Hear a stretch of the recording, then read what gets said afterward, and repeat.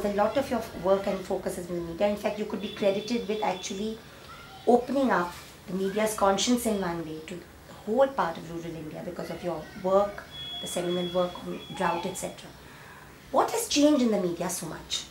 3 or 4 processes have overtaken the media. We've all been witness to them from the mid to late 80s. See, first, I think also one should understand and not, one should understand this. Conventional journalism is about the service of power. Great journalism in history has always come from dissidents. There is no such thing as a great establishment journalist. Okay? There's no such thing. They'll be forgotten 5 years after they're retired. The journalists whose names you remember were all in their time, in their place, dissidents. From Thomas Paine to a Gandhi to an Ambedkar, every one of them was a dissident. Even Azad. Every one of them was a dissident. They were fighting against something. And that always produces, to my mind, journalism of value. So today?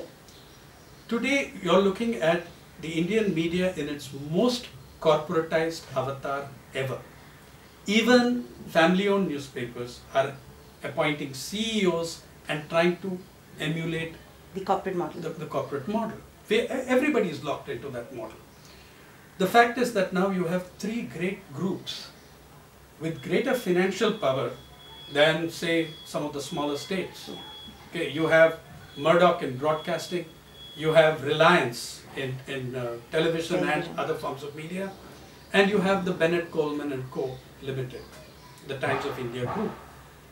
Nobody else in the field comes anywhere close to that kind of power. So one is this process of concentration of ownership, and India has had 2 press commissions in her history. One in 1954, one in 81, 82, 80, 81. Both were very clear that the primary danger to press freedom in this country came from business house ownership of media.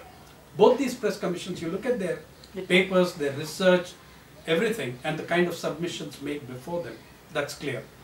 Second is that the rate of corporatization has been simply stunning. Third, there are 2 more key factors which determine what's going on. One is, it's what I call the new convergence. This is a non-technological convergence. The new convergence is large corporates, business houses are getting into the media in a gigantic way. Reliance is the perfect example. 2, large business house representatives have got into politics in a big way. 82% of your parliament is crorpatis, many of them very leading businessmen. So you've seen the convergence of all these. Then you have a large number of political families that have gone into business and gone into media. Okay? And very large numbers of business families that have gone into media and into politics.